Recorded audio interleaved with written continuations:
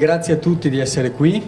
Non siamo abituati a spendere troppe parole per dare il via alle cose. Come potete immaginare, sono molti mesi che attendiamo questa serata, per quanto questa sia la serata informale del festival, è la serata di anteprima che facciamo, che anticipiamo durante la settimana per cominciare a rodare la macchina. La macchina del festival a 5 anni dalla sua nascita conta circa quest'anno 80-90 volontari, 130 ospiti, più di 110 partner, per cui questi numeri secondo noi hanno bisogno, insomma, di cominciare a trovarsi durante la settimana per riuscire a reggere l'impatto del weekend.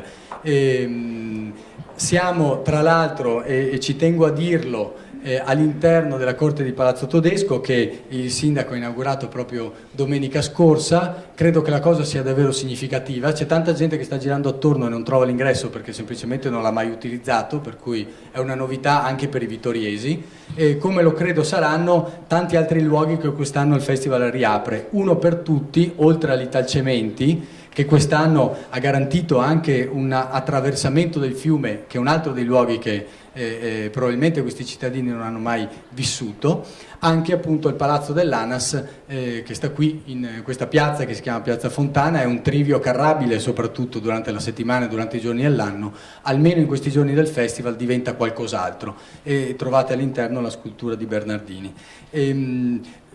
Io ho chiesto al sindaco e al presidente della Fondazione Fabbri, che sono i due soggetti da quest'anno promotori ufficiali del festival, di portare un loro saluto.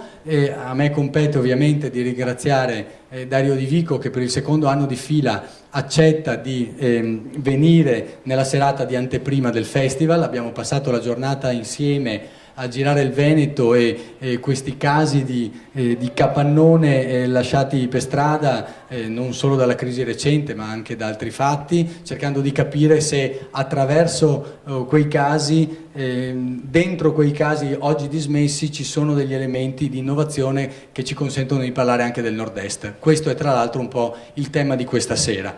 Grazie a Paolo Feltrin, che molto faticosamente si presenta a eventi come questi, e quindi lo ringrazio doppiamente e pubblicamente. Grazie al presidente di Confartigianato, Mario Pozza, questa sera rappresenta le categorie, e grazie davvero al professor Farinelli, che credo sia forse la prima volta che viene a parlare da queste parti. A lui tanti di noi guardano come uno dei riferimenti tra gli analisti che si occupano di come cambiano le geografie del mondo. La somma di questi 4 relatori rappresenta l'anteprima del festival. Come sapete, poi il festival parte, la grande cavalcata del weekend, il venerdì pomeriggio con il primo dialogo, credo delle 18, in sequenza già il venerdì troverete Gerardo Colombo, Stefano Bonaga, tantissima gente, e fino alla domenica sera che chiuderà il monologo con questo monologo di Davide Riondino, scritto appositamente per il festival. Chiedo al sindaco un saluto e poi al presidente della Fondazione Fabbri. Grazie a tutti.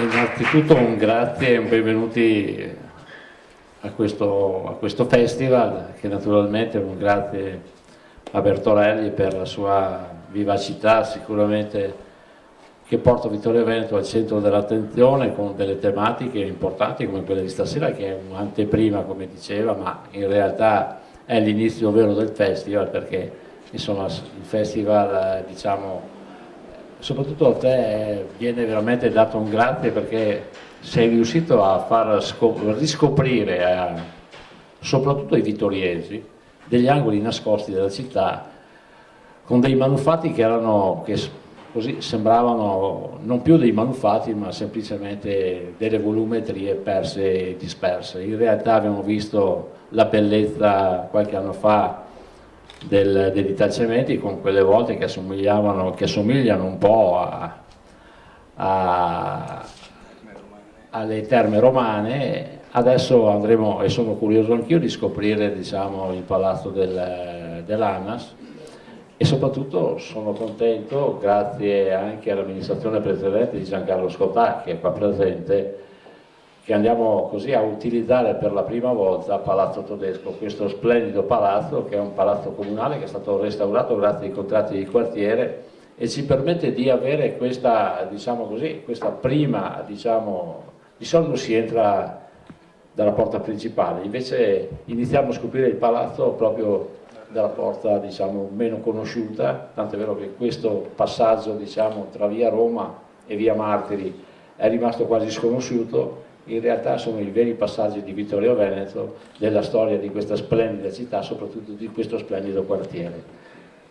Già municipio, la sede è qua di fuori, quindi benvengano questi convegni, soprattutto la riscoperta di questa città, soprattutto perché noi puntiamo tantissimo sul turismo. È chiaro che abbiamo qualche problema, ma cercheremo di risolverlo togliendo le macchine da questo splendido e incantato luogo. Grazie e buona serata a tutti. Allora, buonasera. Io porto saluto della Fondazione Fabbri e rubo qualche minuto per cercare di far capire perché sono qua. Allora, sono qua perché nel mese di aprile, alla fine del mese di aprile, nell'ambito di Festival Città Impresa a Pieve di Soligo sul tema impatto paesaggio, abbiamo voluto affrontare il tema del capannone senza padrone nell'ambito di un workshop che è durato una settimana, al quale hanno partecipato 10 università italiane e sono stati esaminati una decina, forse anche 12, una decina di casi, 10-12 casi di capannone senza padrone, ovvero in termini più ampi di capannoni dismessi, di caserme dismesse o di nuove vie del mercato, come nel caso di Conegliano. Questo si è potuto fare grazie alla collaborazione appunto con Festival Città Impresa, alla collaborazione con il comune di Pieve di Soligo e con i comuni del territorio, comuni che ci hanno portato i casi. Oggi, nell'anteprima di Comodamente, abbiamo voluto andare a verificare, assieme al dottor De Vico, se in qualche situazione fosse germinato qualcosa da quello studio fatto nel mese di aprile sui singoli casi e qualcosa sembra si stia muovendo, ma eventualmente di questo poi il dottor Di Vico ci dirà. Quindi oggi abbiamo fatto questa verifica perché non vogliamo che questa attività della Fondazione sia un'attività spot, ma sia un'attività in continuo. E perché il capannone? Ma perché il capannone è la storia del nostro successo economico, perché i capannoni sono la componente primaria della periferia diffusa nella quale viviamo, sono la componente fisica più ingombrante, qualche volta anche imbarazzante dal punto di vista estetico del paesaggio quotidiano, e chi lo sa che non siano magari con queste difficoltà economiche l'unico patrimonio che riusciamo anche a lasciare ai nostri figli. Il futuro per la Fondazione è indagare la questione del paesaggio, indagarla non sotto il profilo etico, estetico, già altri lo fanno in modo assolutamente lodevole, ma di indagarla sotto il profilo economico, politico e politico-economico, appunto. Utilizzare il paesaggio come filo conduttore di una nuova strategia di sviluppo, questo è il nostro impegno. E questa sera, con questi ospiti, questa è una puntata di questo nostro impegno. Grazie e buona serata. Come dicevamo, oggi mi è capitato appunto di fare un giro di alcune situazioni e quindi poi ne parleremo. Naturalmente il filo della discussione con gli interlocutori che sono stati già presentati ovviamente sarà in parte più puntuale sulle singole casistiche della vicenda Capannoni, in parte, come dire, magari più sulla metafora che il capannone è dello sviluppo del nord-est, del rapporto tra sviluppo quantitativo, sviluppo qualitativo, economia e cultura, insomma le metafore e i bivi sono innumerevoli.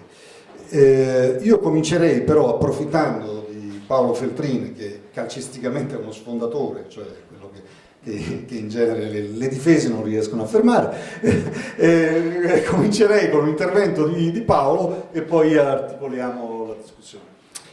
Intanto buonasera a tutti. Mettiamola così, che purtroppo, come molti di questi argomenti, anche di quelli in discussione a livello nazionale in questi giorni, il problema sembra semplice, invece è maledettamente complicato, no? Allora, un modo per prenderlo potrebbe essere il seguente. Nel senso, prendiamo la situazione di fatto. La situazione di fatto è questa. In tutto il territorio che voi girate, della provincia di Treviso, Padova, Vicenza, in parte Venezia e Verona, ci sono un sacco di capannoni chiusi. Chiusi perché le aziende hanno fallito, chiusi perché le aziende semplicemente hanno chiuso, chiusi perché non sono mai stati occupati, per vicende ben note di Tremonti 1, Tremonti 2, eccetera, eccetera. Allora, questa è la situazione. Conclusione, uno direbbe, non bisogna costruire neanche più un capannone. Ecco, questa prima conclusione, che sembra ovvia, di buon senso, di senso comune, è sbagliata. Tuttora in questo momento si stanno costruendo capannoni nuovi, ce n'è bisogno, c'è una domanda, e quindi il primo interrogativo da porsi, prima di chiedersi cosa farne dei vecchi, è chiedersi perché si fanno ancora nuovi capannoni.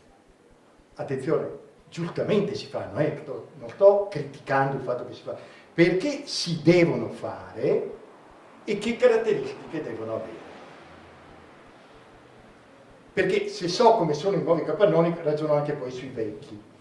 Allora, la prima ragione per cui si fanno nuovi capannoni è che quelli vecchi sono nei posti sbagliati e con le caratteristiche sbagliate. Cioè, ci sono un sacco di capannoni in questa regione, in questa provincia, anche a Vittorio Veneto, che sono nei posti sbagliati e hanno le caratteristiche sbagliate. Allora, io qui ho fatto un piccolo elenco di che, per quello che mi è capitato di vedere a me, di quali sono le caratteristiche dei nuovi capannoni. Primo, i nuovi capannoni devono essere vicini ai nodi. I nodi sono il casello autostradale, il ferroviario, eccetera. Se un capannone non è vicino a un nodo, ha già un handicap, perché richiede spostamenti, eccetera, eccetera, eccetera. Secondo, deve essere grande, mentre noi siamo pieni di capannoni piccoli. Cioè abbiamo una marea di piccoli capannoni di dimensioni artigianali, no? Mentre la domanda è di grandi capannoni per la logistica, per i grandi magazzini. Cioè, chi di voi ha visto Benetton, Luxottica, Geox ne ha appena finito uno di 80.000 metri quadri, collocato vicino a un nodo, eccetera, eccetera. Grandi. Possibilmente, attenzione, perché poi questo è un problema che è complicato, divisibili. Cioè devono essere grandi ma anche divisibili, per 1000 caratteristiche che devono avere. Devono essere economici, cioè devono costare poco, in modo da poterli eventualmente dismettere, eccetera, perché se cominciano a costare tanto diventa complicato. Devono essere abbattibili. Voi sapete che c'è una normativa CE che via via sta entrando in circolazione sul ciclo di vita di tutti i manufatti servizi, quindi io devo prevedere il suo abbattimento, con tutti i costi relativi, eccetera, eccetera. Ultimo punto, e l'ho messo all'ultimo punto, su cui avvierò adesso subito una piccola riflessione, al limite forse, se non lo so, forse devono anche essere belli. Perché metto tutti questi punti interrogativi? Perché mi è capitato qualche anno fa di fare un lavoro su una ventina di casi di bei capannoni, cioè di capannoni firmati da Archistar, sapete quelli che uno dice, ah, è un capannone da rivista, da pubblicare su Casabella, su Domus, eccetera, eccetera. No? Voi ne avete qualche esempio anche qui intorno. Ora, qual è il problema di questi capannoni? Devo dire che ho cambiato un po' idea, quindi ve la propongo da riflessione. Vanno contro molti dei vincoli che vi ho posto un attimo fa. Cioè un capannone bello costa moltissimo. È rigidissimo, perché ha curve, eccetera. Non si può cambiare di destinazione, non è che uno lo vende a qualcun altro per fare qualcos'altro, può fare solo quello. È difficilmente abbattibile, e purtroppo invecchia presto perché segue la moda e non l'epoca. Cioè dopo 2, 3, 4, 5 anni uno dice sì, era bello, ma adesso non faccio nomi, ma se volete non ho problemi a fare anche nomi, insomma, no? Ne faccio uno. La Nice, sapete, voi conoscete benissimo tutti la Nice, è un'azienda quotata in borsa che Quella della luce. No, che fa automatismi per... Ha un capannone che è stato pubblicato su tutte le riviste, qui in periferia di Oderzo, eccetera, ha 3 anni, pone serissimi problemi. Adesso c'è problema di allargamento, c'è problema di... Allora, il vecchio capannone, invece, brutto, quadrato, uguale in tutto il mondo. Cioè voi andate negli Stati Uniti, in Cina, sempre quella tipologia lì, ha dei pregi fondamentali, semplice da costruire, costa pochissimo, a certe condizioni, se fatto in certi modi, è facilmente abbattibile, ha una sua estetica della modernità, so che voi tutti lo considerate brutto, ma c'è un'estetica della modernità del capannone. L'avevo detto che era uno sfondatore. Che lo rende adatto, cioè ci sono migliaia di giovani che vivono in quell'ambiente lì come un ambiente bello, che la sera vanno nelle discoteche dei capannoni, insomma, voi conoscete, abbiamo fatto un lavoro sulle discoteche dei capannoni, perché è l'unico posto dove si può andare senza fare rumore, cioè facendo rumore senza che nessuno... Allora, questo è il primo punto, cioè noi non abbiamo un'idea chiara di cosa deve essere il capannone industriale del futuro e tendiamo ad attribuirgli caratteristiche simili alla grande architettura che poi rischiano di costruire un problema ancora maggiore. Allora, questo è il primo tema, poi ritorniamo su altri manufatti. Torno indietro. Cosa fare dei capannoni vecchi? Per capannone vecchio io intendo quelle che Pozza conosce benissimo, il presidente degli artigiani, ne visita credo decine al giorno, è una scatola di piccole e medie dimensioni, possibilmente senza finestre, di quelle che tutti noi vediamo dalla mattina alla sera. Allora, ci sono fondamentalmente 3 tipi di scatole. Ci sono quelle in aperta campagna. C'era la casa colonica, hanno fatto la scatola intorno. È chiusa, non c'è niente da fare. Il principio generale da seguire è buttarlo giù. Buttarlo giù. Attenzione, non possiamo trasformare la campagna veneta in atelier, in luoghi di loisir, in corti, eccetera, eccetera. Cioè non possiamo recuperare tutto, dobbiamo avere il coraggio di buttare giù. A carico di chi? Perché ormai è ovvia, è a carico di chi? a carico di chi costruisce i nuovi capannoni. Chiaro? Perché cos'è che sta capitando? Che io il nuovo capannone, per farlo nel luogo adatto, delle dimensioni adatte, lo faccio in terreno agricolo. Chiedo il cambio di destinazione d'uso, a quel punto paghi sul territorio ampio, qui c'è il problema del territorio ampio, paghi sul territorio ampio la distruzione di altrettanti metri quadri di capannone.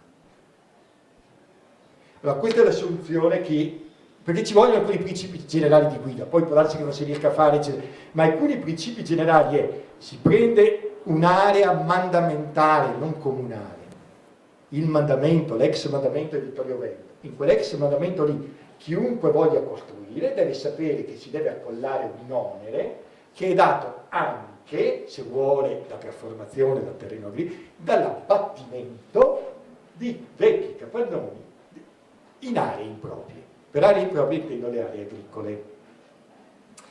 C'è un secondo passaggio, che sono i capannoni interstiziali. Sono tutti quei capannoni di cui è piena la periferia di Vittorio Veneto, dove si confondono abitazioni, piccoli capannoni, piccole aree produttive, altre case, eccetera, cioè dove il capannone è stato inglobato dalla città, dal paese, dal borgo, eccetera. Ora lì, adesso io non so se qui ci siano gli amministratori, ma qui sono anni che si discute di una legge in Regione Veneto sui crediti edilizi. Non c'è niente da fare. Vanno dotati crediti edilizi, i capannoni possono essere portati fuori da qualche altra parte e lì si dà il permesso di costruire case. Si ricucisce il territorio. Qui va bene l'esperimentazione un po' che ho visto anche del workshop. Cioè in alcuni casi bisogna buttare giù, in alcuni casi si può tentare di recuperare, eccetera, eccetera. Però se io non accetto il principio generale del credito edilizio, cioè io ho un credito lì, me lo porto fuori e lì posso fare qualcos'altro di redditizio, io quei problemi lì non li risolverò mai. So che su questo punto ci sono discussioni a non finire, anche in questo caso il problema non può essere risolto a livello di ambito comunale, ma solo di ambito di comprensorio. Cioè a livello di singolo comune io non riesco ad avere la flessibilità sufficiente per spostare queste cose. Terzo tipo di capannone. È il capannone che per fortuna o per caso, eccetera, è collocato in una posizione tuttora strategica per altre funzioni, ad esempio in un centro città, ce ne sono, oppure collegato vicino a un orfincolo, oppure collegato vicino a qualcos'altro di importante, allora lì sì si può tentare davvero. Oppure per caso un manufatto interessante, che a volte ci sono anche capannoni interessanti. Sono rari i casi, ma ci sono. Allora in questo caso ben venga tutte le operazioni di riqualificazione, riproposizione, eccetera. Qual è la conclusione? Ci vuole un menù e una tastiera di strumenti. Primo, non esiste un'unica soluzione. Esistono 10, 100, 1000 soluzioni che vanno proposte in modo che ci sia una tastiera su cui gli amministratori locali, gli imprenditori, i professionisti di volta in volta decidono cos'è più adatto alla singola situazione. Sapendo però una cosa che dobbiamo avere ben chiaro, se no non ci intendiamo, l'idea che l'epoca di capannoni industriali sia finita è un'idea sbagliata.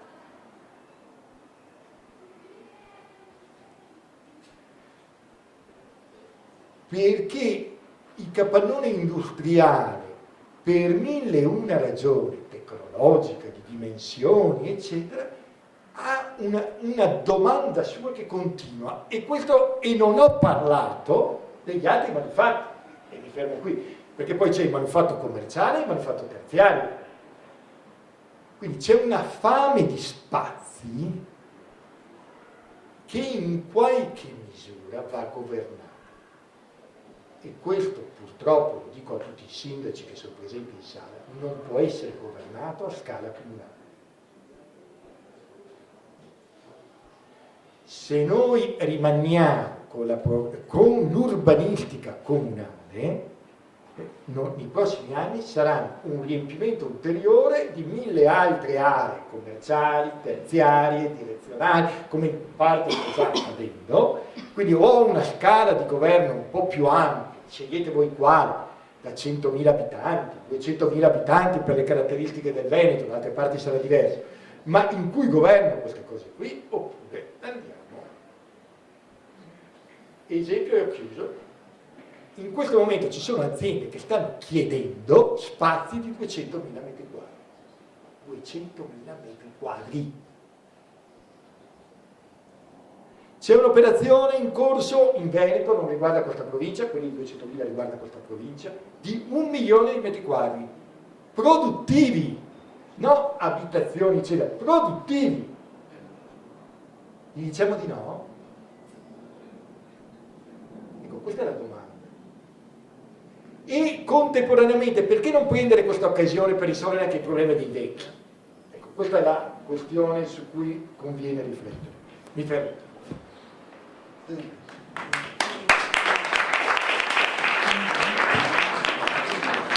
Dunque, la prima riflessione un po' sul dibattito è questa, che Paolo sostiene che c'è una domanda che tira.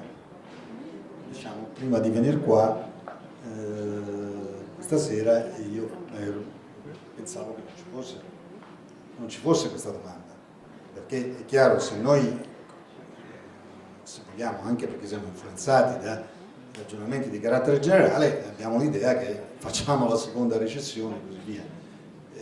Tu sostieni invece che in un quadro generale comunque nel Veneto ancora c'è una domanda che tira.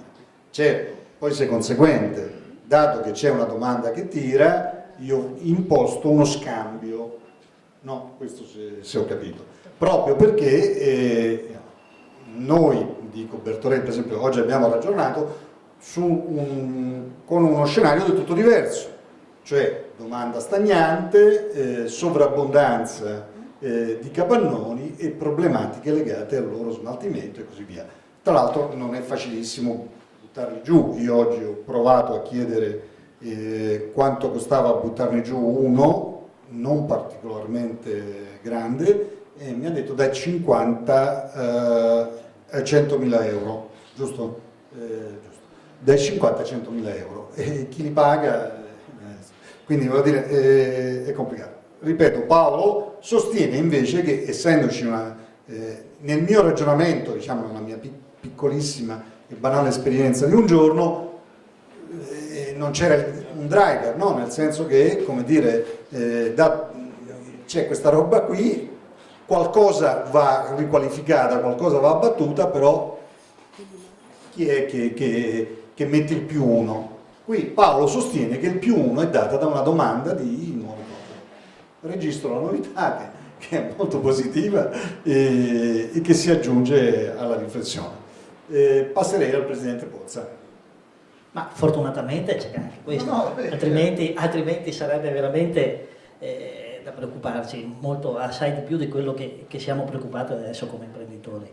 Indubbiamente c'è una richiesta di capannoni di una certa entità, perché indubbiamente in una struttura industriale, artigianale come la nostra, dove le piccole imprese la fanno la padrona, fino adesso abbiamo avuto capannoni adatti alla richiesta dei nostri imprenditori, quindi dai 1000 metri ai 2000, ai 3000 massimo, ecco. Per avere grandi capannoni indubbiamente c'è difficoltà. Io completerei un po' l'analisi di Paolo aggiungendo qualcosa. Innanzitutto sono nate tante zone industriali perché indubbiamente c'era l'interesse dei comuni a facilitare lo sviluppo per creare occupazione da una parte, dall'altra perché entrano dei benefici economici con gli oneri di urbanizzazione. E ogni comune vuole la sua zona, anche nelle zone più impensate, perché se io vi dico la zona industriale di Meduna di Livenza dov'è, voi prendete paura perché c'è un argine che porta in una zona industriale che è molto grande, però si continua a costruire e non ha nessuna logica perché non c'è nessuna strada, autostrada, ferrovia o quant'altro che possa essere utile all'impresa ad essere competitiva al giorno d'oggi, perché i costi di trasporto, la logistica ha un suo costo nella produzione. Per cui si va alla ricerca di grandi spazi, si va alla ricerca ovviamente che siano situati in zone che siano raggiungibili in tempi molto rapidi.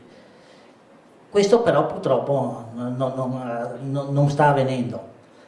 Dall'altra parte, chi si farà carico di questo onere di cambiamento di questi capannoni? Chi? Qui bisognerà capirci bene, perché indubbiamente quando tu costruisci ci sono degli oneri da pagare e se io devo demolire i costi lievitano. Poi adesso si va alla ricerca del capannone che non sia più come il capannone, la scatola con le 3 finestrelle davanti all'ufficetto. Adesso ci vuole il riscaldamento che sia, perché costa, una volta non erano coinventati, quindi ti raffreddavi in inverno, ti lessavi d'estate e di conseguenza ovviamente non sono capannoni commerciabili o trasformabili in loft o in altro, assolutamente no. Adesso ci sono ovviamente tecnologie nuove con costi nuovi che hanno nella contabilità un loro peso e quindi ovviamente bisognerà trovare le risorse. Io ancora in tempi non sospetti ho detto, vedrete che prima o dopo arriverà il tempo della rottamazione dei capannoni, perché non si può ovviamente continuare su questi livelli. Bisogna andare con delle scelte oculate e soprattutto ovviamente che adesso i capannoni siano modulari, perché ci sta la piccola entità d'impresa, perché vediamo che nonostante tutto ancora il modello che tira adesso è il modello della piccola impresa, non del conto terzista, che è diverso. Il modello della piccola impresa è quello che tu fai la tua produzione e ti rivolgi al mercato, o fai una parte di produzione in rete e arrivi al prodotto finito con un insieme di imprese. Questo probabilmente è il futuro e non è certo il futuro del conto terzismo. Quindi capannoni che devono avere una certa dimensione in modo tale che se ci sono possibilità di ampliamento lo si possa fare con costi molto contenuti nella trasformazione, dai 3.000 metri, 4.000, quello che sarà la necessità in base all'attività, in modo tale da poter rispondere alle esigenze del mercato. Perché la competitività noi ovviamente la dovremo combattere con la capacità di produrre in tempi stretti, in spazi che tu possa accumulare il prodotto e farlo partire subito, in modo tale da non avere costi di magazzino e avere subito la merce in vendita.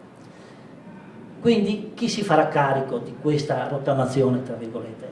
Ci dovrà essere certamente una legge che possa andare a trovare il nodo che metta assieme l'imprenditore e le istituzioni, perché indubbiamente non possiamo continuare a costruire. Noi siamo in un territorio, in un contesto molto bello, Vittorio Veneto, basta vedere, basta andare a Castelbrando, vedere la visione che si ha da quel stupendo panorama che tu hai guardando verso il cielo, ma se guardi basso vedi macchie di leopardo, capannoni che effettivamente non richiamano certamente il turista. In un territorio come il nostro, scegliere delle zone indubbiamente che non siano zone da turismo, ma zone vicino ai nodi stradali, però di non interesse turistico, e rivalorizzare quella materia prima che è nostra, che è quella del turismo, è quel nostro petrolio, che è quello che continua a dare occupazione e che è quello che non ha bisogno di capannoni, ma ha bisogno certamente di professionalità che possono essere anche sviluppate all'interno dei capannoni, con scuole, con centri di formazione, con esperienze aziendali all'interno di questi. Questa è a mio avviso sulla strada su cui si dovrà andare e su cui noi associazioni ma anche le istituzioni devono dare degli indirizzi ai nostri imprenditori, perché guardate, non è che siano tutti con una visione molto ridotta. Il capannone è nato anche perché è stato anche un modo, quello di mettere da parte un capitale in caso di bisogno, perché qualche imprenditore se aveva qualche soldino, ma intanto mi faccio un capannoncino, poi lo affitto, trovo e così sono tranquillo.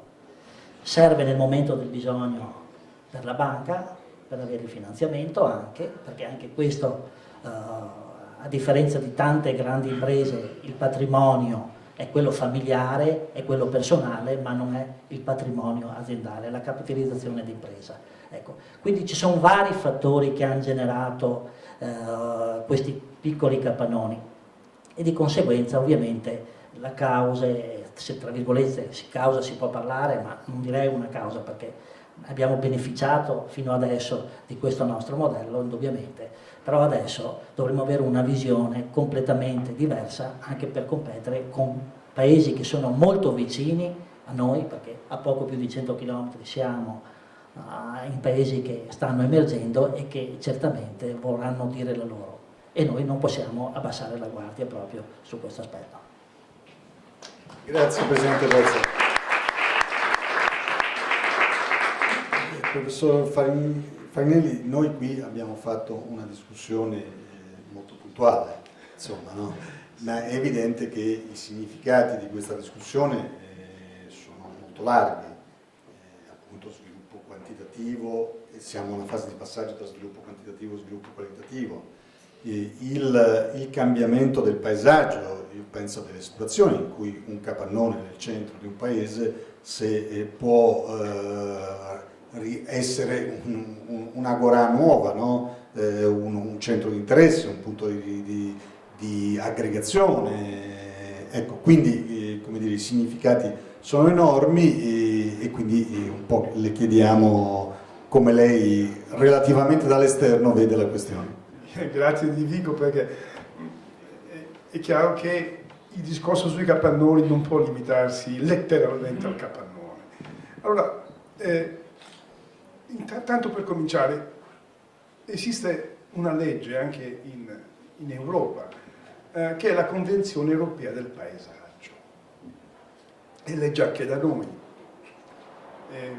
L'anno scorso si è celebrato a Firenze il decennale con la completa assenza della rappresentanza politica italiana, ma questo fa parte delle vicende del nostro paese.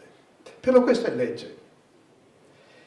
E la cosa interessante, il dato di innovazione interno al dispositivo di legge, consiste, ed è chiaramente denunciato, chiaramente definito fin dall'inizio, consiste in ciò che non esiste più il territorio,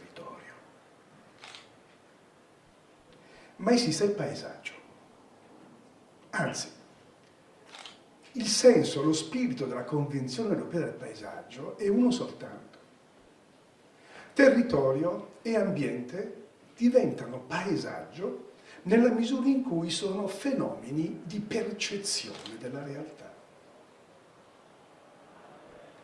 Badate, io comincerei di qui, anche per inquadrare il contesto molto problematico del problema dei capannoni, perché è una legge letteralmente rivoluzionaria se noi la riconduciamo a ciò che fin qui era stato, fino a qualche anno fa, è stato il decorso della cultura occidentale. Territorio è termine, lo si spiega molto bene, evidentemente termine ambiguo, nel Digesto, cioè in uno dei grandi testi che hanno fatto la cultura occidentale, viene chiaramente spiegato. Territorio viene da terrore, quindi è un concetto politico. Il territorio è definito dall'ambito dell'esercizio del potere politico. L'ambiente, qualsiasi accezione si voglia, qualsiasi significato si voglia assegnare al termine, per un ingegnere l'ambiente è tutto ciò che circonda e che fa parte di un sistema, per un naturalista è ciò che vediamo, eccetera. Bene, ambiente e territorio diventano un'altra cosa che è paesaggio. Attenti qui, perché il passaggio qui è molto delicato. E io credo che qualsiasi discussione oggi sull'uso del suolo del nostro paese, e cioè sulle decisioni strategiche in termini di sviluppo delle risorse, non possa sfuggire il dilemma che corre lungo questa soglia. Perché paesaggio è un concetto estetico. Ecco dove si capovolge tutta la storia della cultura moderna dell'Occidente. Perché un concetto che è politico, il territorio, diventa un concetto estetico. La differenza qual è? Decisiva. Che come voi mi insegnate, se la realtà è faccenda estetica, non ci sono regole. Nessuno può legiferare sui gusti, su ciò che è bello o su ciò che non è bello. Chiunque lo facesse scatenerebbe una rivoluzione interna al nostro sistema civile di concezione del mondo ancora più grande.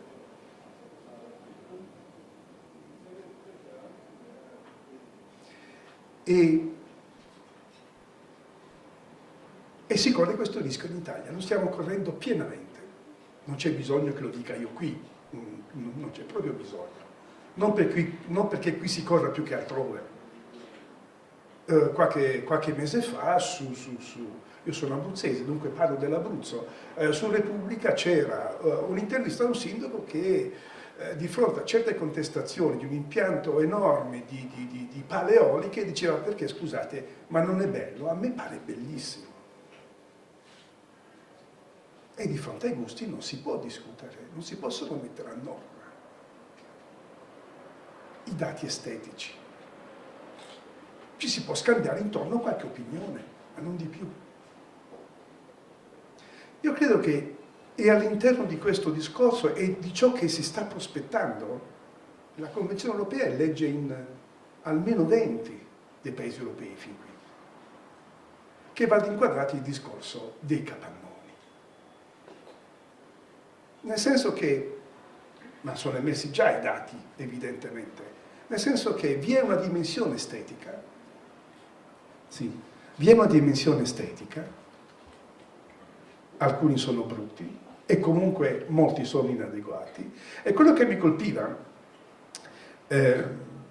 mentre parlava Paolo Feltrin, di cui discorso io posso senz'altro condividere evidentemente, era un'analogia che scattava nella mia mente quando si parlava del fatto che si possono impiantare nuovi capannoni più adeguati, più a norma, più come dire, sintonizzati con le esigenze attuali, soltanto previo l'espianto dei precedenti, ed è chi impianta i nuovi che deve pagare l'espianto. È esattamente quello che è successo, lo sapete anche qui in questa regione, qualche anno fa, fino a qualche mese fa, con i diritti per l'impianto di nuove coltivazioni vitivinicole. Si acquistavano diritti si acquistavano estensioni di vigneto, si distruggevano quelle estensioni, pagando naturalmente i diritti, e si reimpiantavano la stessa quantità in un'altra regione, in un'altra posizione. Questo è suggestivo, Sibadi, è suggestivo, ma presenta evidentemente dei problemi, perché un capannone, anche stasera mi pare di averlo capito, non è una pianta di vite. Non si può, secondo me, come dire, mettere esattamente sullo stesso piano. È molto più ingombrante, è molto più costoso, è legato ad un ciclo che mi pare, come dire, alquanto oscillante dal punto di vista dell'offerta e della domanda, e dunque una scelta strategica che investe direttamente il territorio a parte intera, come si direbbe. E mi pare di avere compreso dai discorsi che mi hanno preceduto che esattamente ciò che manca è un'intelligenza che vada al di là delle singole situazioni locali, che vada al di là delle singole strategie individuali, e che sia in grado di ricollegare l'uso del territorio con i valori estetici che saranno di qui in avanti sempre più importanti, con il resto dei problemi che si affacciano quando si tratta di gestire l'uso del suolo in generale. In una regione come questa, ma potete parlare dell'intero nostro paese, dove i valori intrinseci di ciò che già esiste sono in qualche forma anche eccessivi fin qui, senza che nulla vi si aggiunga, ma d'altra parte non si può bloccare. Allora, quali possono essere i possibili esiti? Guardate che esteticamente, così come non ci sono regole, ci si abitua a tutto. On s'habitue. Tra 50 anni esisterà, ma anche prima, un'archeologia dei capannoni, una genealogia dei capannoni, esisterà il paesaggio dei capannoni. Troverà anzi ha già i suoi cantori, i suoi scrittori, i suoi poeti, coloro che assicurano senso a queste costruzioni. E Foucault sul letto di morte, in ospedale, diceva: ma guardate, abbiamo sbagliato tutto, perché il problema è, si parlava allora delle periferie, il problema è dare senso a ciò che ci circonda, trovarlo, scoprirlo. Guardate, è una dimensione che sarà sempre più importante. Questo non significa che non ci sono problemi politici di gestione del territorio in senso classico, cioè scelte sull'uso del suolo, che è risorsa finita. E parlo del suolo naturale, tra virgolette agricolo, per non dire del resto. Tanto ormai, guardate, il nostro è un paese dove, per esempio, nessuno è in grado più di leggere una città che non sia Firenze. Voi fateci caso. Per motivi storici, sapete, per motivi secolari. Voi siete a Bangkok, siete a Lione, siete ad Amsterdam, aprite la guida, vi descrivono Firenze, ma voi non ve ne accorgete. Perché la città che vi descrivono si compone di punti, di emergenze, di monumenti e di linee brevi, rettilinee, che collegano un punto all'altro. Questa è Firenze. Questa non è Bologna, dove io vivo. Bologna è tutta un'altra città, tant'è vero che a Bologna i turisti non vengono. Perché non c'è un turista che sappia leggere Bologna. Perché a Bologna non ci sono monumenti. Quando Goethe arriva sotto le torri e vede le torri dice: ma accidenti, ma che miseria è questa? In Germania di torri ce ne sono di molti più belle di queste due. E non sto scherzando. Noi non sappiamo leggere nessuna città se non in termini fiorentini. E guardate, oggi c'è il 500° anniversario della morte e nessuno lo dice e lo ricorda. Ma è stato Vasari, Giorgio Vasari a imporre questo, a fare una straordinaria operazione di marketing territoriale con le sue vite dei più eccellenti architetti, pittori e scultori fiorentini.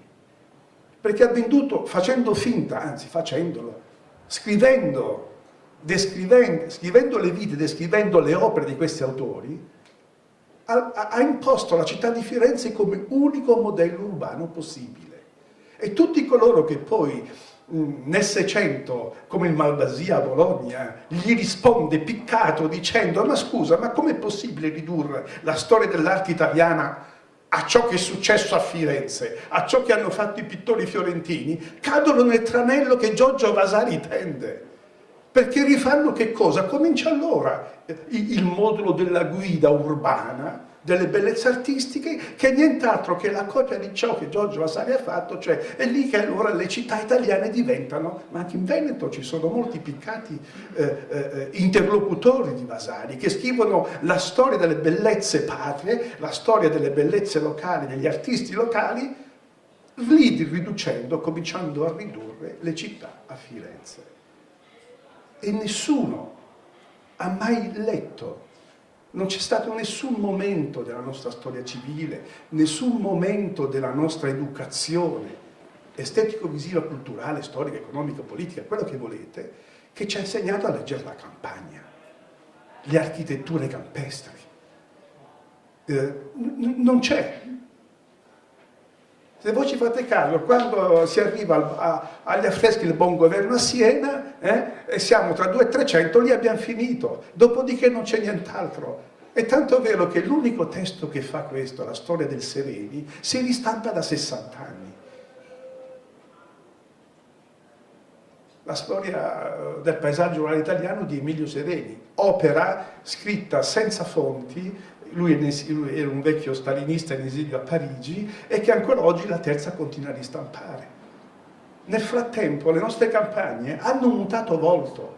La piantata, cioè la coltivazione arborea dove sul campo allineava la vite con il sostegno vivo, l'albero, è scomparsa completamente. In Emilia-Romagna fino agli anni 70 questa struttura si vedeva, che è poi la grande architettura campestre tipica soltanto dell'Italia, mai altrove esistita. In Turchia c'era qualcosa che un po' gli somigliava e che era il grande segno della mezzadria, cioè di quella cultura di quel sistema di produzione di rapporti che ha costruito materialmente il bel paesaggio italiano, quella che ancora oggi è la cosa più richiesta da chi in Italia viene. Tutto scomparso, signori.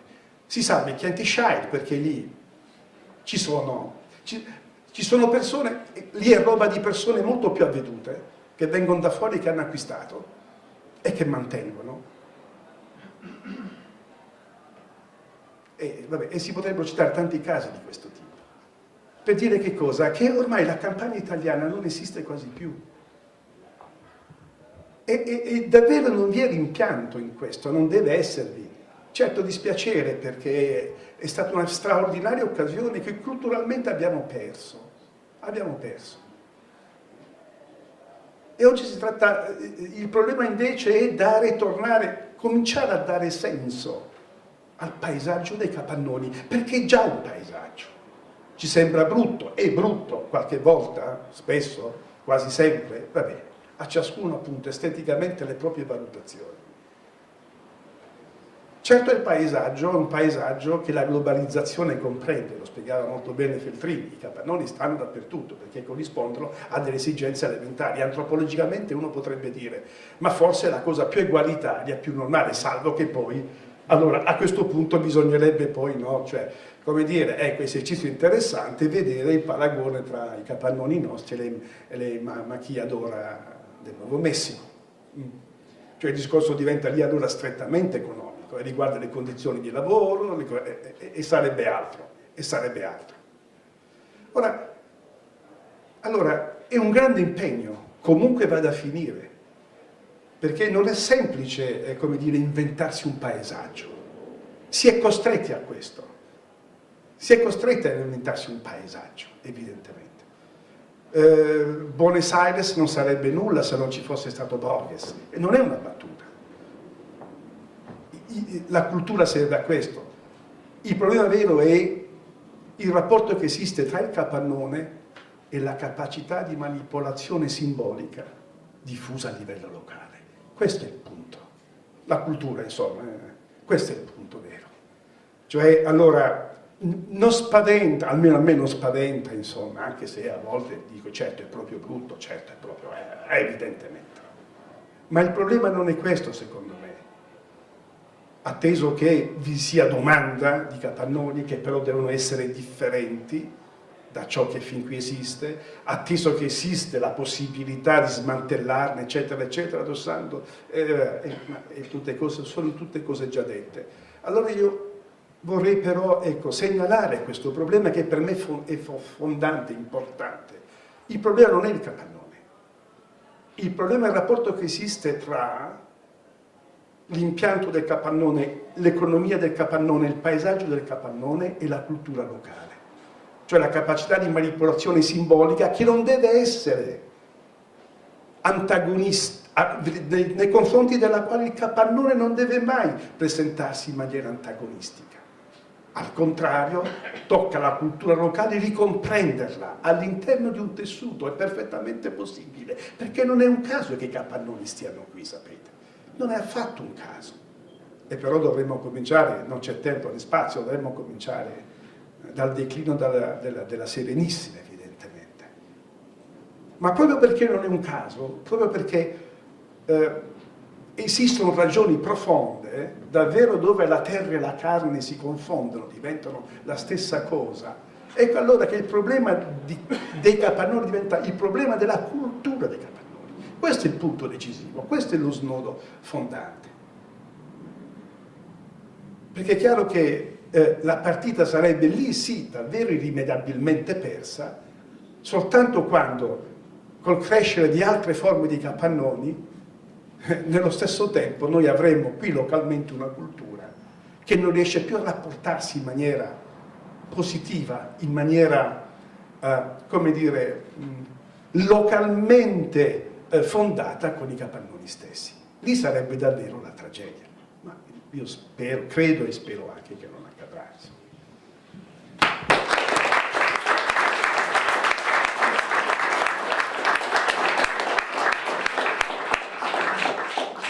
Professore, quindi si potrebbe dire che dato che noi questa sera stiamo qui interrogandoci sui capannoni, stiamo cercando un senso nuovo.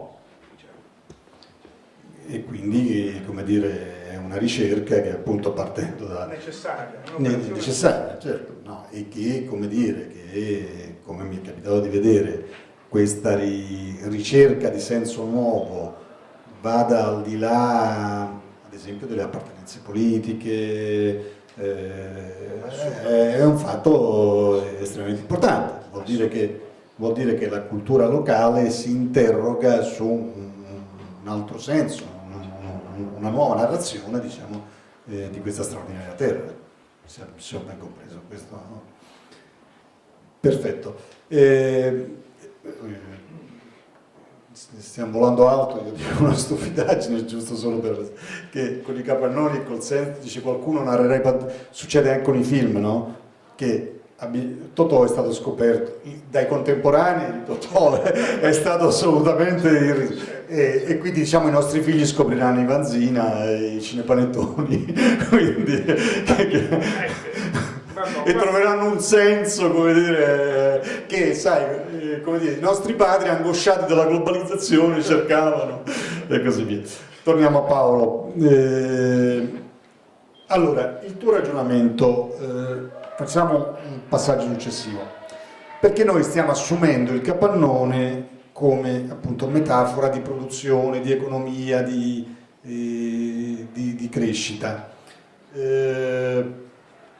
Ecco, ma poi c'è una discriminante, manifattura, terziario, e quindi voglio capire un po' se ci spieghi tu, nel senso che il capannone può essere un contenitore, ma mentre, come dire, i vecchi capannoni sostanzialmente erano, come dire, la soglia d'ingresso più bassa per diventare imprenditori, perché poi perché no? Era la soglia d'ingresso, abbassare la soglia d'ingresso per diventare imprenditori.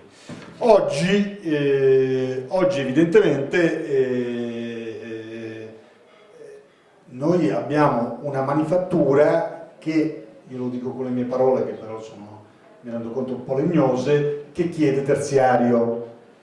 Provo a spiegare, nel senso che è vero che le specializzazioni produttive di queste zone, ma non solo, diciamo dei distretti, semplifichiamo, sono specializzazioni produttive che sarebbe sbagliato dar per morte, giustamente.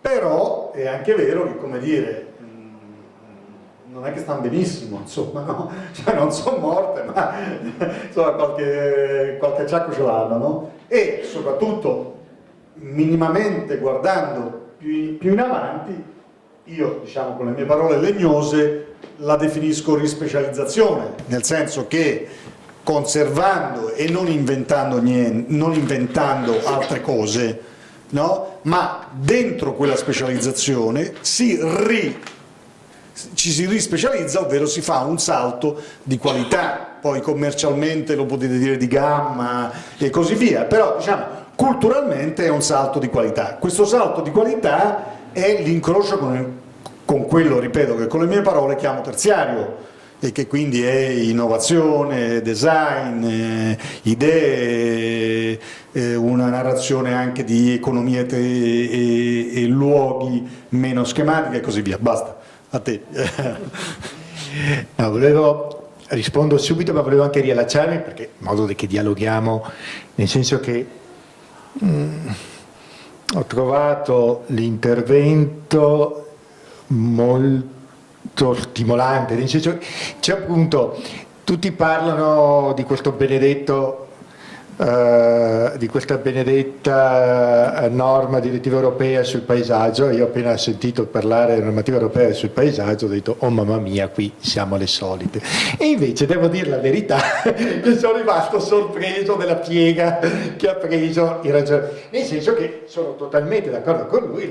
Quel documento sul paesaggio è quello di più postmoderno si possa immaginare al mondo, cioè tutti la possono vedere come gli pare. È davvero il modo di introdurre, come dire, tutto va bene, nel senso che va bene le paleoliche, va bene qua, va bene. Quindi, ok. Allora, C'è un punto fondamentale che mi riallaccio subito, volevo richiamare, che è un punto che riguarda la cultura trevigiano-veneta, ma in larga parte la cultura lombarda, emiliana, eccetera. E cioè non siamo riusciti a fare i conti col fatto che non siamo più una società agricola. Cioè tutti noi continuiamo a immaginare il nostro paesaggio, e la nostalgia è quella, verso un Veneto che da oltre un secolo non esiste più. Con le colline verdi, la mucca, le uova, il latte che si va a prendere, non c'è. In questa provincia il PIL dell'agricoltura è l'1,5 del PIL totale. 1,5.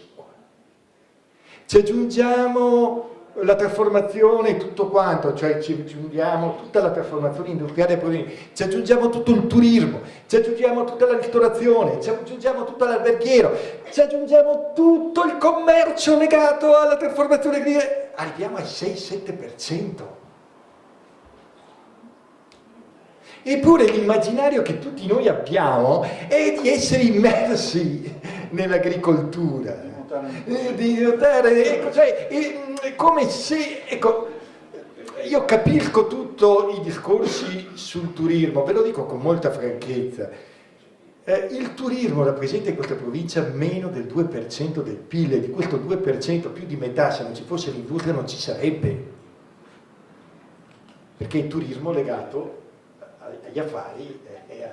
Allora, il problema che abbiamo è che questa era una regione che aveva 2 milioni di abitanti, oggi ne ha 5, questi 5 sono concentrati in 3 mezze province, parte della provincia di Padova, parte della provincia di Treviso, parte della provincia di Venezia, dove vivono più di 3 milioni di abitanti. Dappertutto uno si considererebbe una metropoli, invece ci consideriamo abitanti di Rio Veneto, abitanti di Cena. Questo è il punto importante anche del ragionamento appena fatto sulla difficoltà di raccontare. Non so perché sia accaduto questo, perché in altre parti voi avete una solida cultura metropolitana e industriale che ha abbandonato tutti i legami. In molta parte del nord questo rappresenta un problema. Perché se voi mi chiedete perché, non lo so,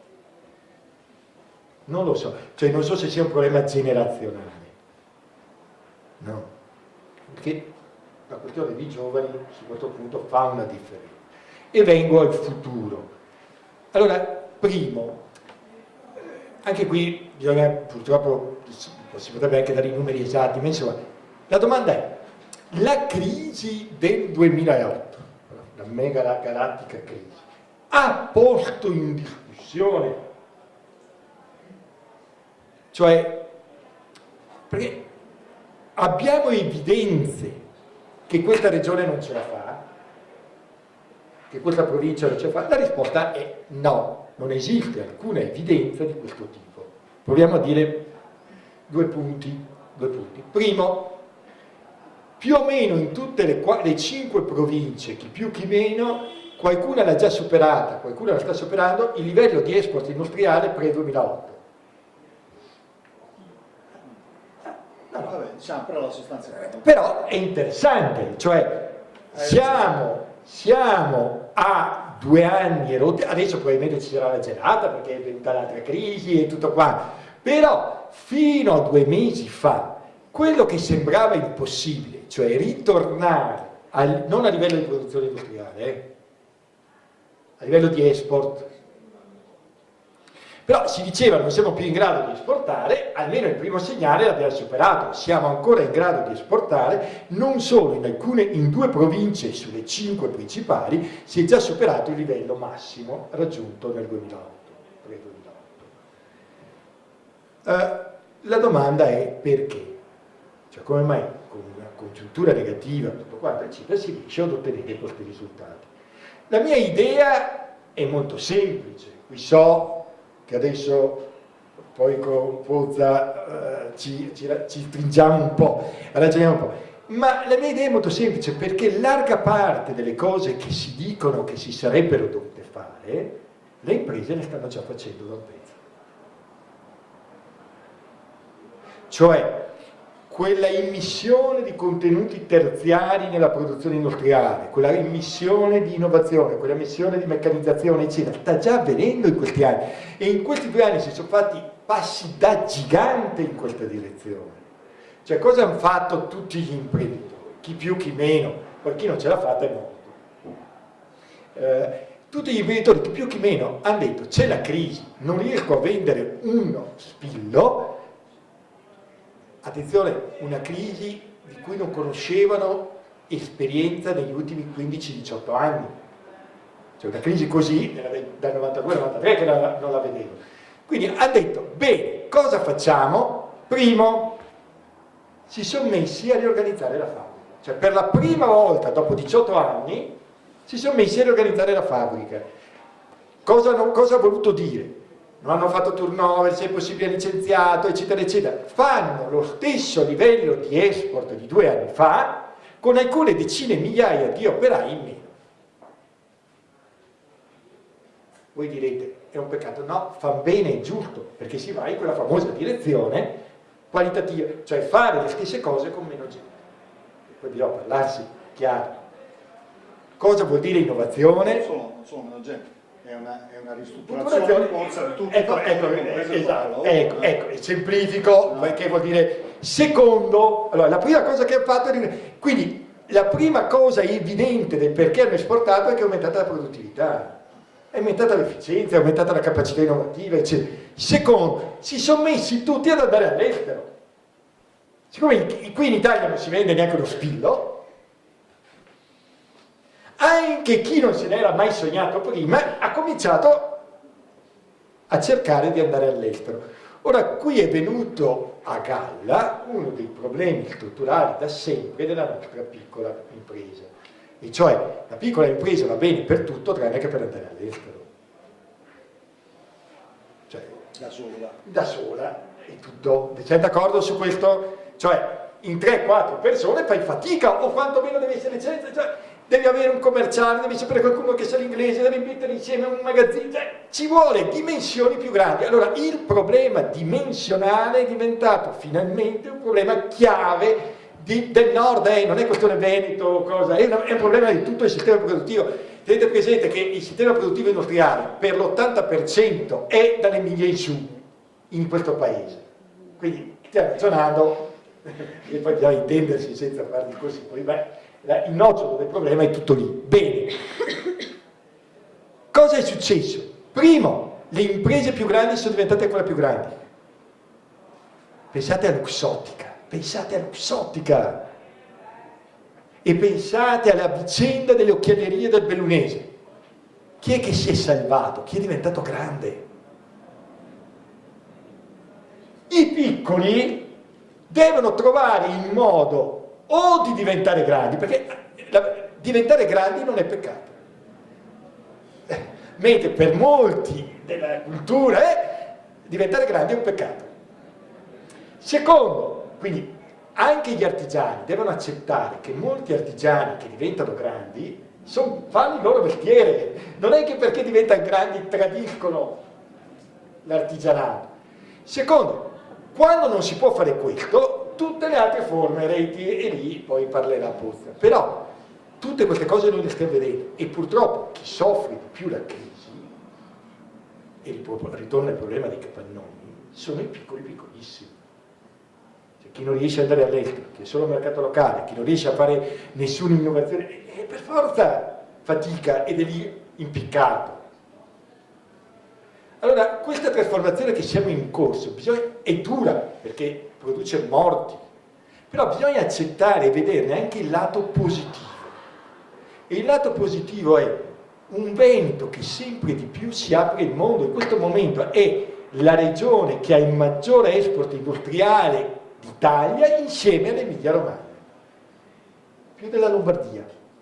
Questo è il nocciolo della trasformazione in corso. Prendete un esempio che forse conoscete, che avete sentito parlare. Dove l'Emilia Romagna c'è andata Ferrari. Certo, chiaro. Se no non te lo spiego. Però lì c'è una struttura piuttosto... pensate, qualcuno di voi forse ne ha sentito parlare provo a darvi un'idea di che cosa significa Friuli Tagli. Forse qualcuno di voi la conosce, è un'azienda che è a metà tra i confini di Pordenone e Treviso, tra Bruniera e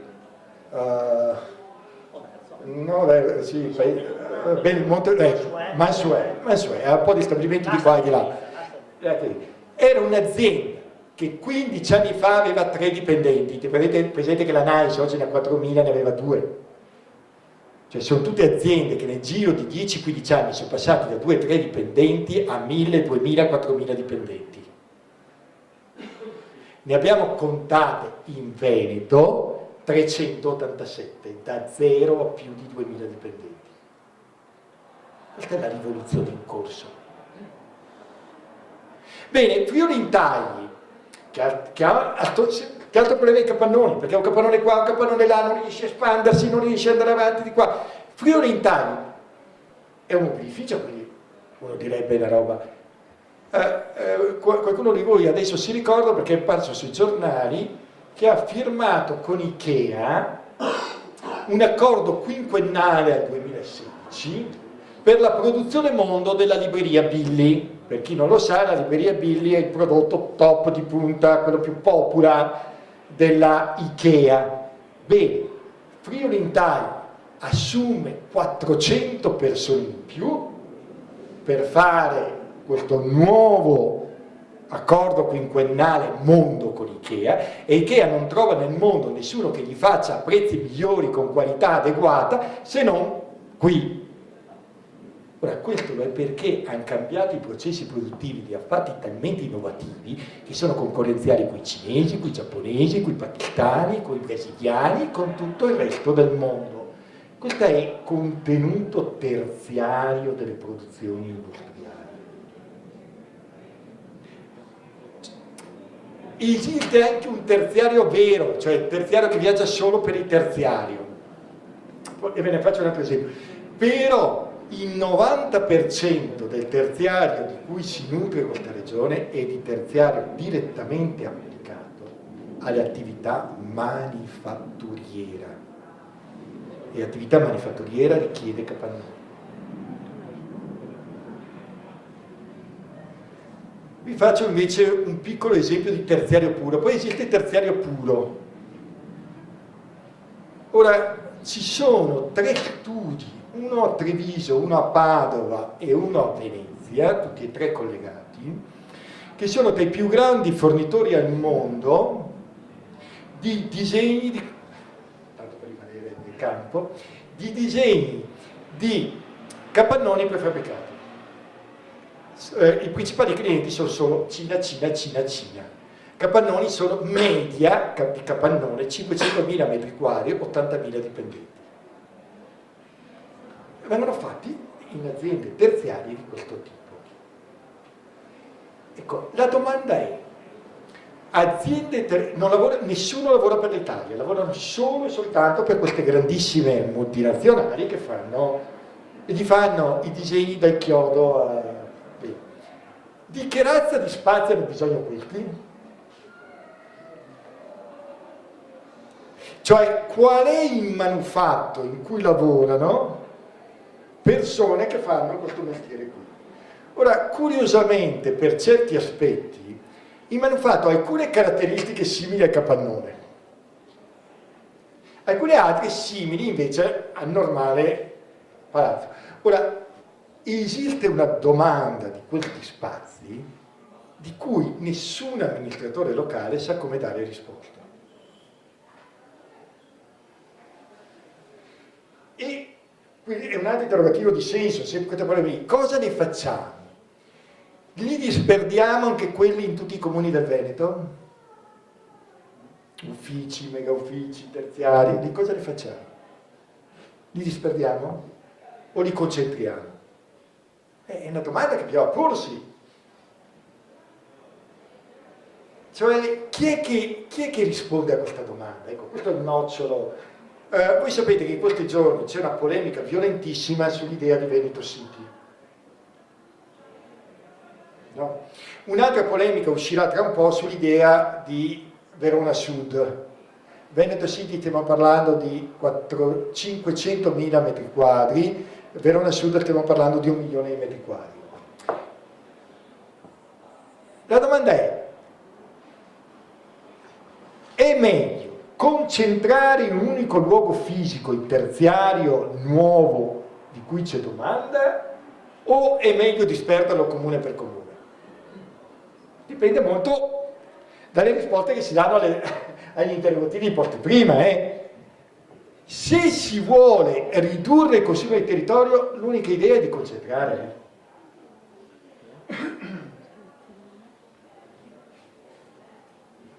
Se invece lascio agli liberi spiriti animali della domanda, ogni comune si fa la sua zona commerciale, la sua zona terziaria, la sua zona... c'è niente. E ultimo, poi ti chiudo. Nelle prossime settimane, nei prossimi mesi, nei prossimi anni verrà complementata la Pedemontana Veneta. Abbiamo fatto un lavoro con gli artigiani.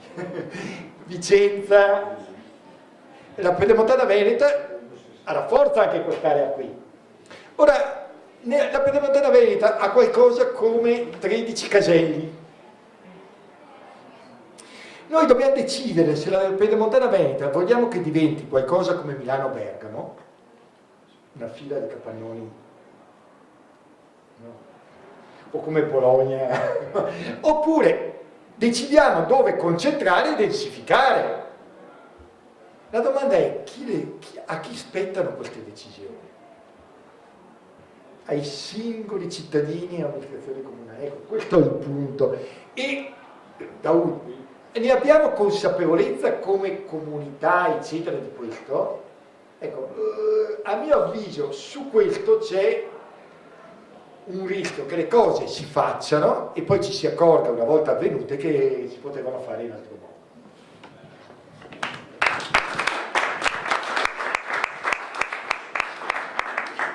Un dettaglio, quegli effetti lì, la concentrazione è importante, perché la concentrazione è dialogo serrato, cioè io faccio un esempio di una cosa che conosco, una redazione comunque è più forte di un collegamento online tra 100 persone, perché c'è laddove, sì, certo, c'è un confronto diretto, serrato, non mediato, quindi laddove, come dire, si deve produrre innovazione, software in senso lato e così via, l'elemento di concentrazione secondo me si fa preferire non solo per una logica appunto, di capannoni o di spazi fisici, proprio una logica di produttività.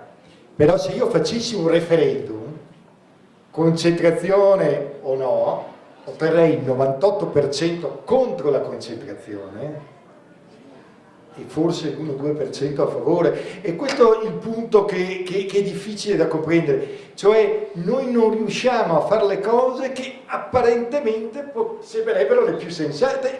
Perché? Perché abbiamo in mente un'idea di campagna, per cui qualunque concentrazione è male. Quella è colpa degli spot, degli spot televisivi che presentano sempre il creativo da solo, in degli spazi con una scogliera davanti, delle cose. No. Presidente Buzzi. Beh, insomma. Direi che qui ci vuole una regia. Ci vuole una regia. La regia certamente non lo può fare l'imprenditore, né l'imprenditore agricolo, né l'imprenditore artigiano, né l'imprenditore industriale. La deve fare la politica. No, aspetti. No, aspetti. Finisco. No, mi permetto solo di scherzare, solo, dico sempre, una malattia tipica dei giornalisti è che quando devono scrivere un articolo di 50 righe, argomentano per 33 righe e poi alla 34esima tirano fuori sempre questa cosa qui, ma dov'è la politica? No. E poi vanno per le ultime 16, non c'è. Non c'è, esatto. Ma non ci sarà. Ma non possiamo dare la colpa a noi che siamo andati a fare gli industriali o gli artigiani che abbiamo abbandonato l'agricoltura. Presidente, noi dobbiamo fare il nostro piccolo per responsabilità, la piccola responsabilità nei confronti di un uditorio, dire la verità, Sì, sì. che non ci sarà la politica in Italia per un tot di anni. No, ma non sto scherzando, cioè se no è un discorso... No, ma arriviamo a quello, se mi dà il tempo arrivo io a quello, non la deluderò, stia tranquillo, non fa parte del mio stile. Cioè non è che ha scelto il contadino di abbandonare la terra e di non curare bene i filari. Noi eravamo una delle prime regioni in Italia nella produzione di zucchero. Lo sa che l'Italia adesso importa lo zucchero, non è più autosufficiente. Addirittura siamo entrati in un cartello e il zucchero costa, è andato su al banco. Noi come imprenditori certamente vorremmo fare gli imprenditori del terziario, gli imprenditori della produzione, però ovviamente bisogna capirci come vogliamo farlo. Noi faremo la nostra parte come imprenditori, dare degli input, come associazioni dovremmo riceverle e trasmetterle alla politica. Però indubbiamente la politica in questo momento non ti sta dando una mano. Non in questo momento, da parecchio tempo. Perché l'ho detto in apertura, si sono fatte tutte queste zone industriali e artigianali per far cassa anche. Gli introiti dalle urbanizzazioni erano parecchi e sono parecchi, adesso un po' meno.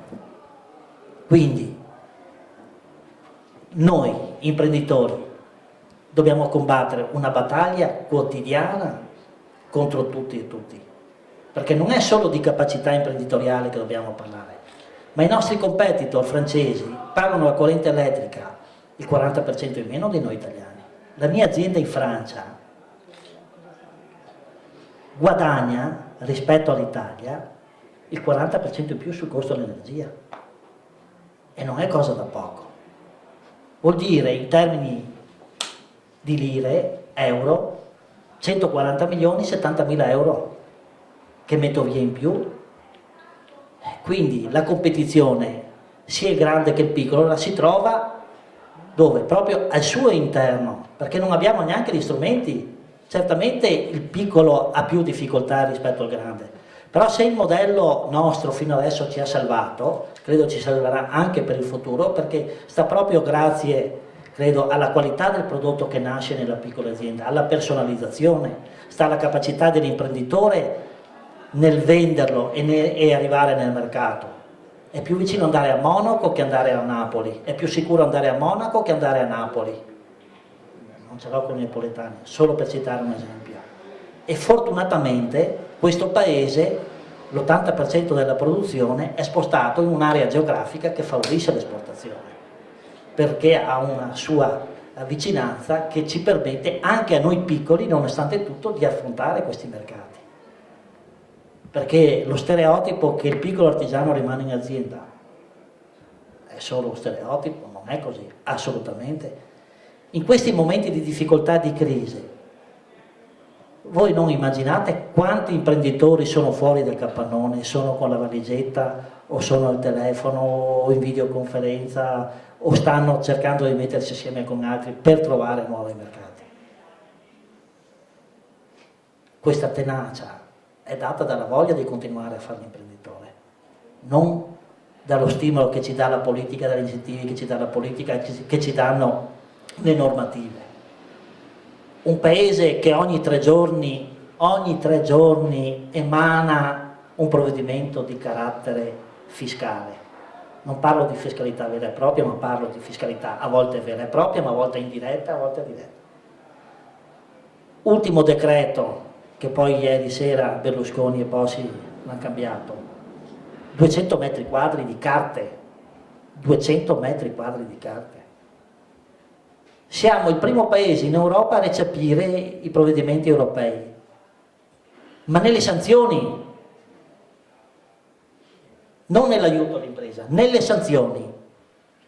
Queste sono le difficoltà. Allora, o tuteliamo il lavoro per mantenere i capannoni pieni, o non tuteliamo il lavoro. La crisi finanziaria che è arrivata non è una crisi finanziaria arrivata dalla produzione, ma è arrivata da cosa? Dalla speculazione nel 2008.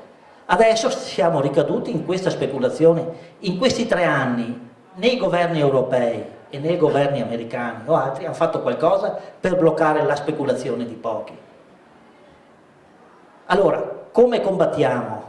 Perché non è un problema solo di Treviso, del Veneto, dell'Italia, ma è anche un problema dell'Europa. Vogliamo continuare a mantenere la produttività in Europa o ci spostiamo sempre più in là dei confini? Questo è un problema serio che dobbiamo chiederci. Dobbiamo tutelare il lavoro, dobbiamo tutelare le nostre imprese.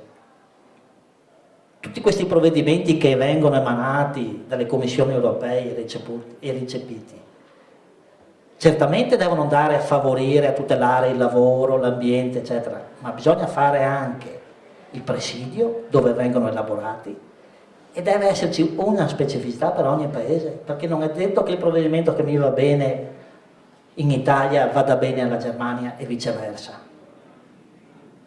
Direi dovremmo avere uno status all'interno della comunità europea come noi abbiamo per le regioni a statuto speciale, perché abbiamo tantissime imprese, perché se noi mettiamo il numero di imprese che ha l'Italia, mettiamo assieme la Francia, mi sembra la Germania, hanno quasi le stesse imprese che abbiamo noi. Quindi il problema è molto radicato è molto complesso ed è difficile in questo momento, credo, da superare con la politica che ci dia una mano. Non vedo, perché un provvedimento viene preso in un giorno, il giorno dopo viene smentito, basta vedere cosa stanno facendo. Cioè, siamo la 7ª potenza al mondo, credo, 8ª forse, non siamo l'ultima. Cioè, questa è la classe politica, nel bene e nel male. Oggi è così, qualche anno fa era colà. Noi siamo scesi in piazza contro dei provvedimenti, abbiamo manifestato. Stiamo catturando l'attenzione di mass media nazionale, c'è stata Report 20 giorni fa, domani c'è giù un'altra truppa della RAI per aprire proprio la campagna dei talk show dell'autunno, perché probabilmente questo territorio esprime una sua vivacità nel dibattito, esprime una sua vivacità nel modo di fare impresa, perché qualcuno si chiede ma come si fa a mantenere questo PIL di esportazione? Forse è un miracolo, ma non è solo un miracolo. Gli ingredienti stanno proprio in questo territorio che è partito dalla mezzadria, dove nella mezzadria c'era il falegname, c'era il fabbro. I primi artigiani venivano proprio da queste realtà. All'interno di questa fattoria c'era tutta l'autosufficienza e noi grazie a questa esperienza siamo riusciti a sviluppare un modello. Grazie ai nostri immigrati che sono andati a lavorare all'estero, che quando sono rientrati qui hanno iniziato a aprire la bottega sotto casa. Questo è il nostro contesto. E fortunatamente è questo, perché io devo dire la politica, e non solo la politica, anche gli economisti, però la politica in genere, grazie per fortuna che l'Italia ha le piccole imprese, però lo dice fino alle 22 del giorno prima delle elezioni. Chiuse le urne c'è un problema, il problema della piccola impresa. I nostri imprenditori sono troppo piccoli per competere.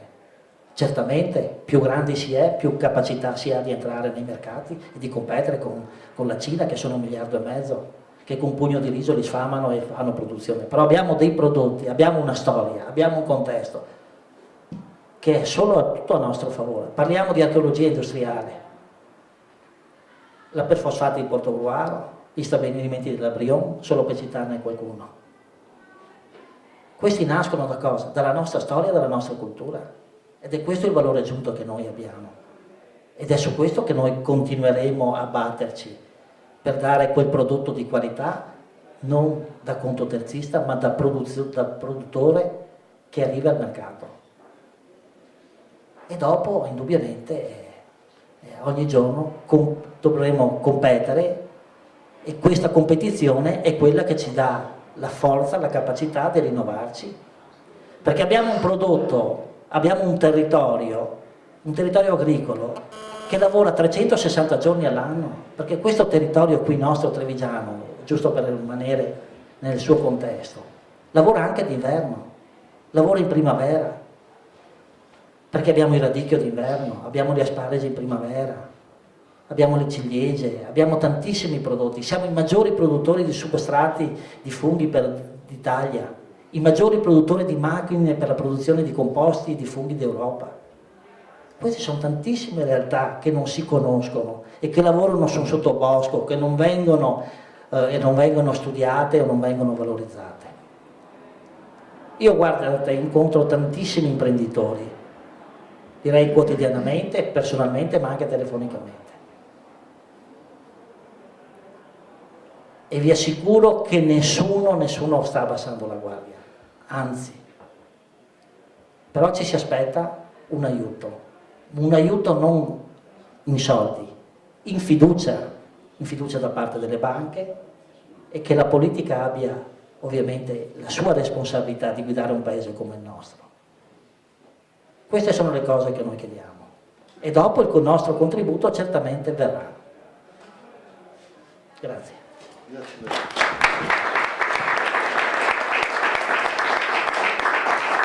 Chiudiamo la serata con il professor Farinelli.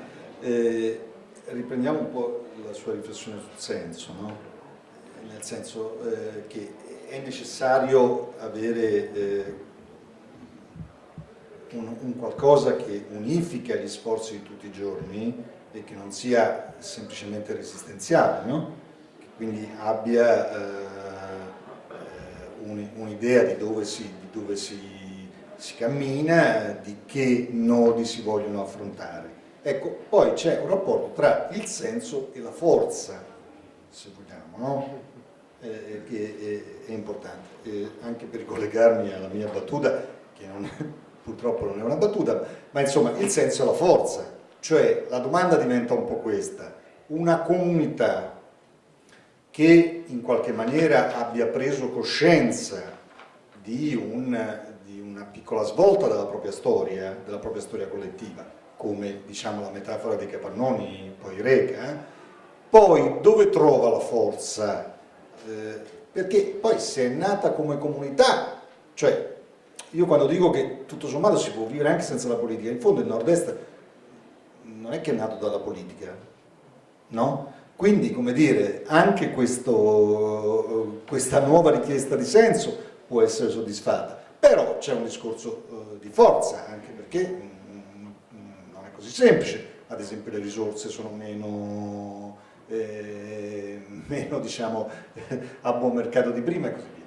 Punti di motivo. Sì, no, ma ecco, cioè, proprio per partire la nozione di contesto che evocava adesso il Presidente, cioè allora Paolo Frattini ha ragione, guardate, dice il Veneto non è quella cosa che noi crediamo, il turismo incide per l'1,5%, eccetera, sì, però noi e soprattutto i turisti che arrivano hanno in mente che cosa? Il Veneto che traspare dai quadri di Tiziano. È quello il Veneto per loro, lasciamo stare Venezia, ma il paesaggio veneto è quello. Questo che cosa significa? Significa, secondo me, che se l'IKEA si rivolge a un imprenditore di questa regione per un'operazione su scala mondiale, è evidente che tra le altre cose interviene la forza di quel contesto che si diceva, che si chiama cultura, capacità di manipolazione simbolica, che è un elemento che non si può affatto escludere dalla produttività, ma che anzi è il motore della produttività. Quando prima dicevo che il problema è ricomprendere in senso culturale il capannone, intendevo dire esattamente questo. Intendevo dire che si tratta, una comunità è tale proprio in quanto si riconosce all'interno di uno sforzo collettivo che va in una direzione. Per fare questo ha bisogno di dar fondo a tutta la sua cultura, che è una cultura locale, tutte le culture sono locali, si compongono di elementi locali. Guarda, mi permetto di fare un piccolissimo esempio che riguarda il mio mestiere, che è quello di insegnante. Ci ho messo molto tempo a capirlo, ma le prime volte che insegnavo in America mi accorgevo di una roba. Poi finalmente ho capito. Cioè, perché un ragazzo americano arrivi all'astrazione, a ragionare in termini astratti, guardate, bisogna fare un sacco di lavoro, perché la cultura americana è una cultura che, come si dice negli stessi Stati Uniti, gli Stati Uniti sono nati con nella mano la Bibbia e nell'altra la pistola. Non c'è molta teoria, voglio dire. Anche chi esce dai più grandi college americani arriva all'università e per arrivare al discorso astratto teorico uno deve fare molta fatica. Poi magari quando ci arrivano scoprono un continente ignoto e vincono naturalmente. Da noi, io sono nato nel Regno di Napoli, da noi anche chi non va a scuola è in grado di pensare in termini astratti. Perché questo accade? Secondo me accade, lo diceva Picasso una volta che gli si poneva il problema di perché le generazioni fossero diverse l'una dall'altra, e Picasso diceva sì, perché ogni generazione vede cose diverse da quelle precedenti. Qui va il discorso invece del fatto che i ragazzi italiani vedono cose diverse dai ragazzi americani, cioè è il contesto e la cultura, sono circondati da strutture, da architetture, da paesaggi che sono differenti, che rappresentano il sedimento millenario di una capacità di manipolazione simbolica che poi si ripete anche nelle capacità dell'artigiano locale di vincere la concorrenza sul mercato internazionale perché riesce a fare certe cose che gli altri non vedono. Perché la cultura non è qualcosa che non serve. La cultura è esattamente questa capacità di manipolazione, sia materiale che simbolica, che fa sì che poi il prodotto sul mercato venga apprezzato. Allora qualsiasi ipotesi di sviluppo o qualsiasi problema che si ponga, metto in parentesi il discorso perché non si può non essere d'accordo con quanto ha detto il Presidente circa l'assenza della politica o l'incapacità della politica. Non vorrei questo tasto perché mi sembra anche, come dire, però io credo che la scommessa in termini politici, e ricordo che politica viene da città, da polis, in termini politici autentici si tratta appunto in questi giorni appunto di far sì che il sistema Italia, come amano dire gli economisti e i politici qualche volta, sia un sistema che di qui davanti, per continuare a esistere, non faccia il gravissimo errore che ahimè sta facendo, secondo me, di azzerare o ridurre ai minimi termini esattamente l'unica nostra grande ricchezza che è la nostra cultura. Non parlo ma parlo esattamente come dire, dell'assoluta mancanza di rispetto nei confronti di quegli straordinari bacini di modelli, di idee, di soluzioni, cioè, che sono i monumenti, le opere d'arte che ci circondano, a partire da ciò che vediamo la mattina alla finestra quando ci affacciamo. Perché guardate, secondo me è qui che si gioca la partita in termini, io sono un insegnante quindi la vedo in questa maniera, si gioca la partita secondo me decisiva e risolutiva. E qui davvero, come dire, smetto perché non vorrei che fosse troppo pessimista la situazione vista anche da questo punto di vista. Io credo però davvero che, ecco, la forza di cui che prima il dottor Di Vico richiamava, certo che vi è scollamento evidentemente, guardate, noi siamo qui in una terra di straordinario interesse da questo punto di vista. Dal punto di vista dei sistemi territoriali, il Veneto è un caso esemplare. È un caso esemplare che andrebbe studiato oggi, specialmente che non si sa più quali forme assumerà il territorio o stia per assumere il territorio.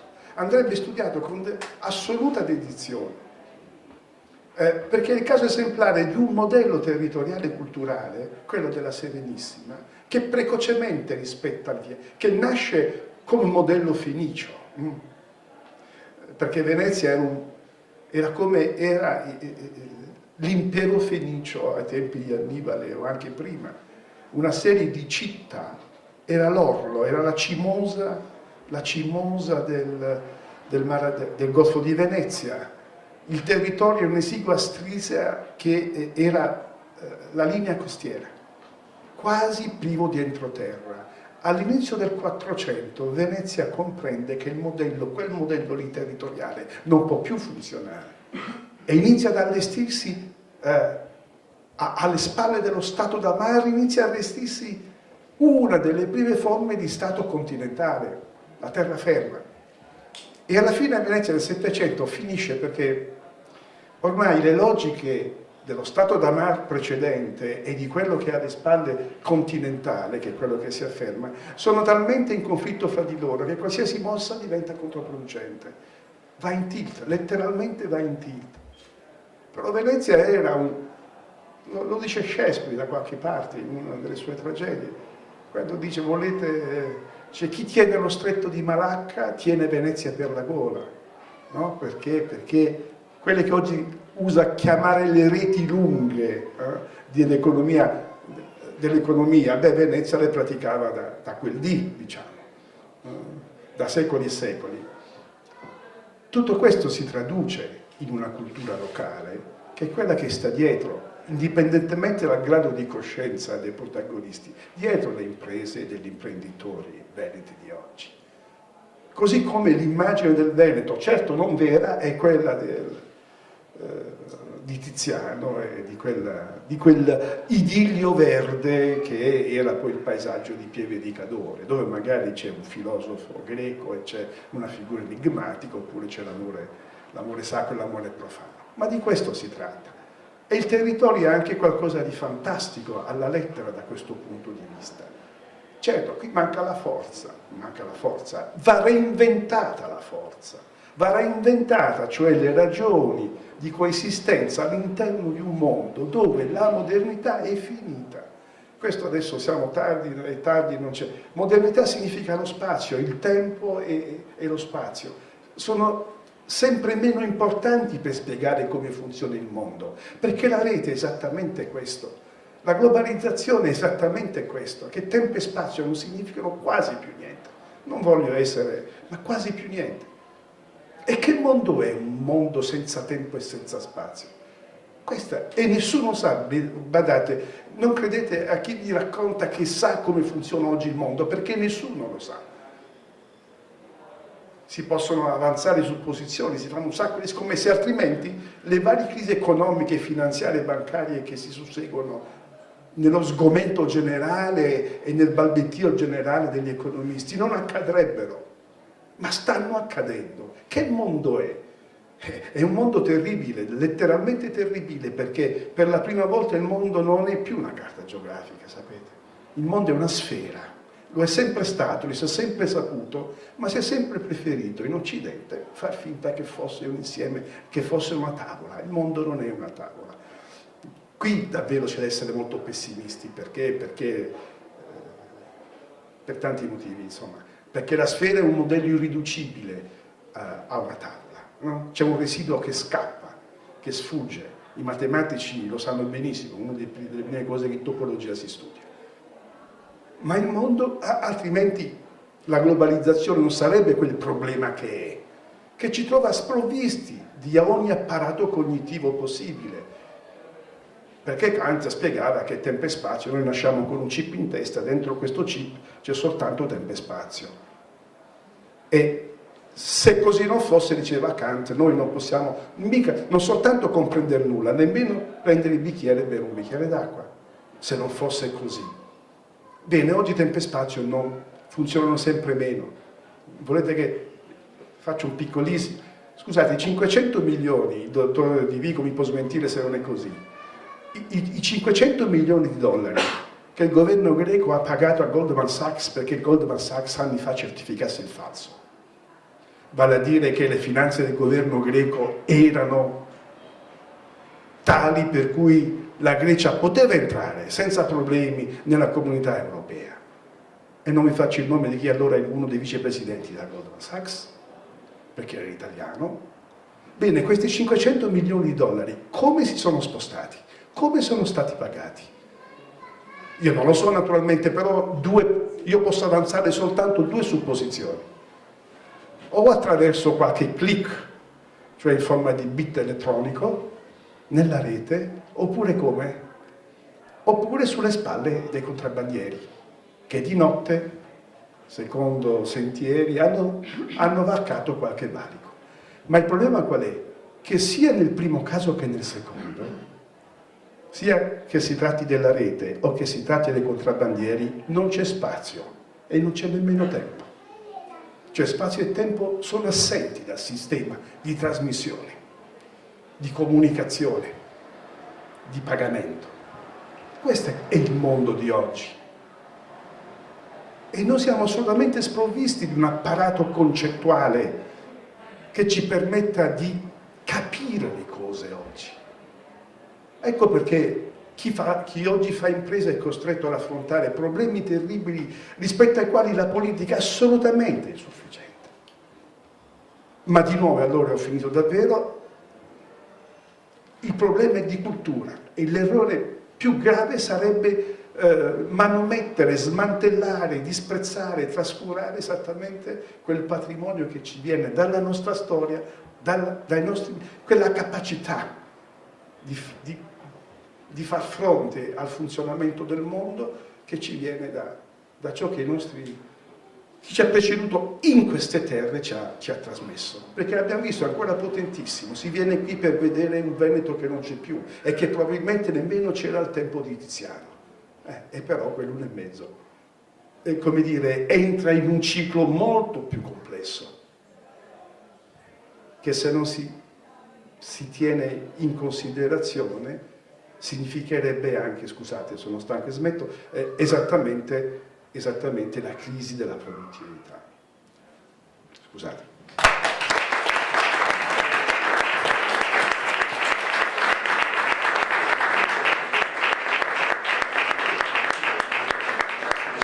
Allora, noi questa sera dovevamo fare solo l'anticipazione del festival, cioè in sostanza eravamo un antipasto. Gli abbiamo dato primo, secondo e frutta e adesso Bertorelli deve fare dibattiti altrettanto belli come questi qua, fatti suoi.